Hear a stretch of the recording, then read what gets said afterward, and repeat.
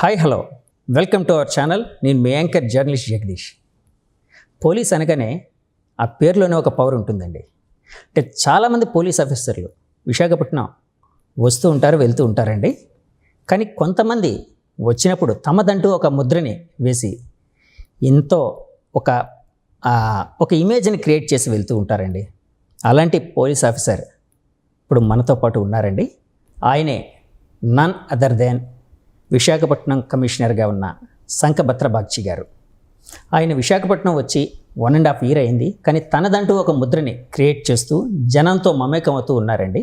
So ఆయన మన గెస్ట్గా ఉన్నారు. ఆయనతో మాట్లాడి కొన్ని విషయాలు తెలుసుకునే ప్రయత్నం అయితే చేద్దామండి. సార్ నమస్తే అండి. నమస్తే సార్. యాక్చువల్గా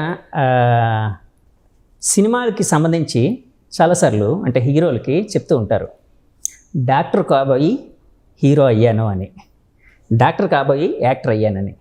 మీరు డాక్టర్ అయ్యి ఐపీఎస్ అయ్యారు. ఏంటి సార్ ఆ ఇన్స్పిరేషన్ ఏంటి సార్? యాక్చువల్గా దానికి ఏమైనా బలమైన కారణం ఏదైనా ఉందా? ఇప్పుడు నా తండ్రి డాక్టరే, నా తమ్ముడు డాక్టర్, నా బావ డాక్టర్, నా అమ్మగారికి ఒకే ఒక కుడిక, నా పిల్లలు అందరూ జీవితం అంతా డాక్టర్గా పనిచేయాలి. సో నేను కూడా ఎంబీబీఎస్ చేసి అందులో నాకు triple gold medalist, triple honours వచ్చింది. తర్వాత ఎండి జనరల్ మెడిసిన్గా సీట్ వచ్చింది మంచి మెడికల్ కాలేజ్లో. ఇదంతా చేస్తూ ఉంటే మా జీవితంలో కొన్ని సంఘటనలు జరిగాయి. ఆ బలమైన కారణాలు ఉన్నాయి. అందుకే నేను మెడికల్ ప్రొఫెషన్ మీద అపారమైన ప్రేమ ఉన్నప్పుడు కూడా ఐపీఎస్ జాయిన్ చేయడానికి నిర్ణయం తీసుకున్నాను. సార్ అంటే బలమైన కారణాలు అంటే ఏదైనా ఐపీఎస్ ఐఏఎస్ అనేది అంటే చాలామంది చదువుకునే వాళ్ళు వాళ్ళకి ఒక డ్రీము అట్లా అవ్వాలి ఇలా అని. ఎందుకంటే మన దగ్గర ఎంతోమంది యూపీఎస్సీకి క్రాక్ చేయడానికి ట్రై చేస్తూ ఉంటారు, అటెంప్ట్స్ చేస్తూ ఉంటారు. కానీ కొద్దిమందికి మాత్రమే అదృష్టం అనేది ఉంటుంది. మీరు డాక్టర్ ప్రొఫెషన్ మీద అంత ప్రేమ ఉన్నా కూడా ఈ ఐపీఎస్ అవ్వడానికి బలమైన కారణం ఉంది అని అన్నారు కదా సార్. ఒకసారి ఏమైనా అదేమైనా చెప్పగలరా సార్? షేర్ చేసుకోవచ్చా అండి? అవునండి. సో ఇప్పుడు నేను మెడికల్ కాలేజ్లో ఇంటర్న్షిప్ చేస్తూ ఉండగా జనరల్ మెడిసిన్ డిపార్ట్మెంట్లో ఒకరోజు రాత్రి ఒక సంఘటన జరిగింది. రాత్రి అప్పుడు 10 అనుకుంటా, నేను చూసాను ఒక పేషెంట్కి బ్లడ్ ట్రాన్స్ఫ్యూషన్ ఇవ్వడం జరుగుతుంది. రౌండ్ పూర్తి అయిన తర్వాత మళ్ళీ వచ్చి చూస్తే ఆ పేషెంట్ చనిపోయి ఉన్నాడు. నాకు అనుమానం వచ్చింది. దగ్గరికి వెళ్ళి చూస్తే ఒకటి ఏ బ్యాగ్ నుండి బ్లడ్ వెళ్తుంది, అది ఒక ప్రైవేట్ బ్లడ్ బ్యాంక్ నుండి తెచ్చాడు. ఓకే. అది ప్రభుత్వ ఆసుపత్రి, ప్రభుత్వ బ్లడ్ బ్యాంక్, ప్రభుత్వ ఆసుపత్రి. అవునండి. అది ప్రైవేట్ బ్లడ్ బ్యాంక్ నుండి బ్లడ్ తీసుకురావడానికి అవసరమే లేదు. గవర్నమెంట్ బ్లడ్ బ్యాంక్ ఉంది. నెంబర్ 2, ఆ బ్లడ్ ఎక్స్పైర్ అయిపోయింది. ఎక్స్పైర్ అయిపోయిన బ్లడ్ మనం ఎప్పుడూ ఇవ్వకూడదు. ఓకే. అప్పుడు నాకు అనిపించింది ఏదో ఒక మూఠ ఉంది, కుట్ర ఉంది. అందుకే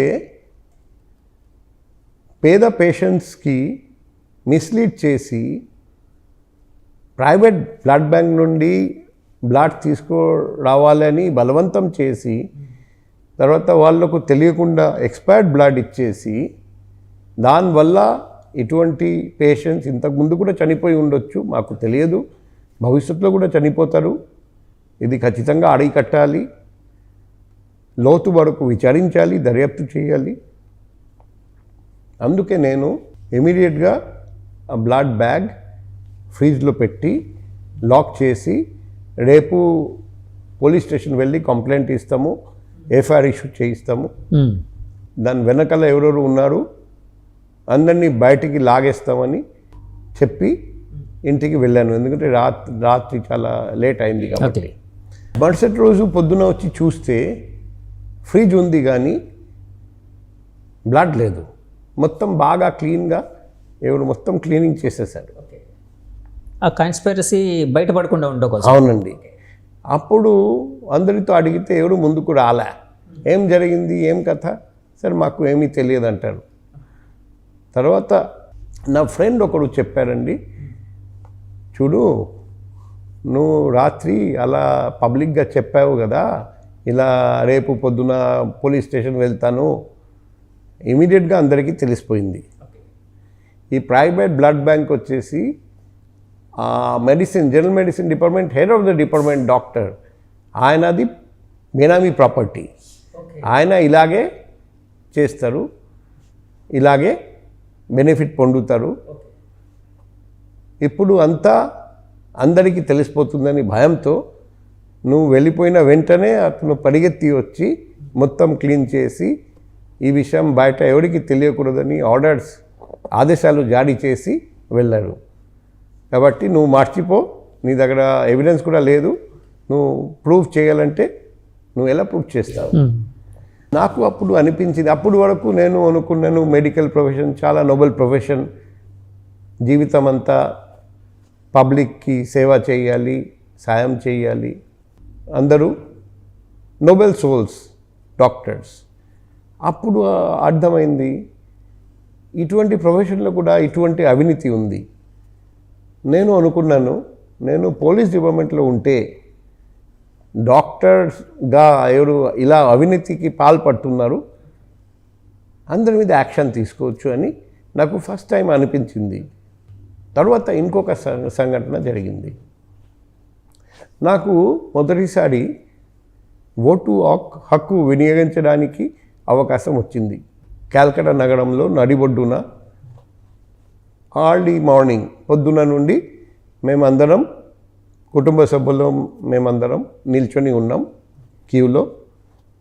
టోటల్ 15 మంది మేము, అది జాయింట్ ఫ్యామిలీ. ఓకే. ఆకస్మికంగా మా కాలనీలో నివసిస్తున్న ఒక రాజకీయ నాయకుడు మా వైపు వచ్చారండి. అతనితో పాటు 2-3 పోలీసు వాళ్ళు కూడా వచ్చారండి. అతను వచ్చి ఫస్ట్ మా నాన్నమ్మ గారికి, అమ్మ నువ్వు ఇంటికి వెళ్ళిపోవాలి, నీ ఓటు మేమే వేస్తాం. తర్వాత నా నాన్నమ్మ గారికి 6 మంది కొడుకులు. సో అందరూ భార్యతో కలిసి వచ్చారండి. తర్వాత నేను, నా కజిన్ చెల్లి ఒకడు, మొత్తం 15 మంది. అందరికీ వెళ్ళి అదే చెప్పడం, నువ్వు నా పార్టీకి మద్దతు ఇస్తావని నమ్మకం లేదు, కాబట్టి ఈ 15 ఓట్స్ మేమే వేస్తాం. సో రిగ్గింగ్ చేస్తామని వాళ్ళే చెప్తారు, వాళ్ళు చెప్పేస్తారు. సరే, పొలిటికల్ రాజకీయ నాయకుడు ఇలా రిగ్గింగ్ చేస్తాడు నేను కూడా విన్నాను.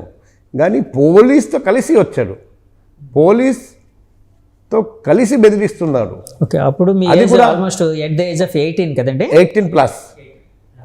అది కూడా కాల్కటా లాంటి నగరంలో నడిబొడ్డున అందరూ చూస్తూ ఉండగా అంత ధైర్యం. అప్పుడు నాకు అనిపించింది, పోలీస్ డిపార్ట్మెంట్లో కూడా ఇటువంటి పోలీసులు ఉన్నారు, ప్రజాస్వామ్యం కూని చేస్తున్నారు, అది కూడా అందరూ చూస్తూ ఉండగా, అంటే ఎటువంటి భయం లేదు. అప్పుడు నాకు అనిపించింది, పోలీస్ డిపార్ట్మెంట్లో పనిచేయడం అది కూడా ఒక మంచి పోలీస్ అధికారిగా పనిచేయడం చాలా అవసరం. ఇటువంటి తప్పుడు పని ఎవరైనా పోలీసు వాళ్ళు చేస్తే వాళ్ళ మీద కఠినమైన చర్య తీసుకోవడం కూడా అవసరం. లేకపోతే పబ్లిక్కి, ప్రజలకు పోలీస్ విభాగం మీద నమ్మకం పోతుంది. ఈ 2 సంఘటనలు మా జీవితంలో జరిగిన తర్వాత నేను ఎగ్జామ్ రాసి ఫస్ట్ ఛాన్స్లోనే నాకు 62 ర్యాంక్ వచ్చింది. ఆల్ ఇండియాలో నేను ఐపీఎస్ జాయిన్ చేశాను. సార్, ఇప్పుడు మీరు డాక్టర్ ఎంబీబీఎస్ చేశారు కదండి, ఎంతకాలం సర్వీస్ చేశారు సార్ డాక్టర్గా, జూనియర్ డాక్టర్గా? నేను ఎంబీబీఎస్ తర్వాత ఎండి జనరల్ మెడిసిన్ సెలెక్ట్ అయ్యాను, ఎండి కూడా జాయిన్ చేశాను. తర్వాత కొంతకాలం ఒక ప్రైవేట్ హాస్పిటల్లో ఐసీయూలో కూడా డాక్టర్గా పనిచేశాను.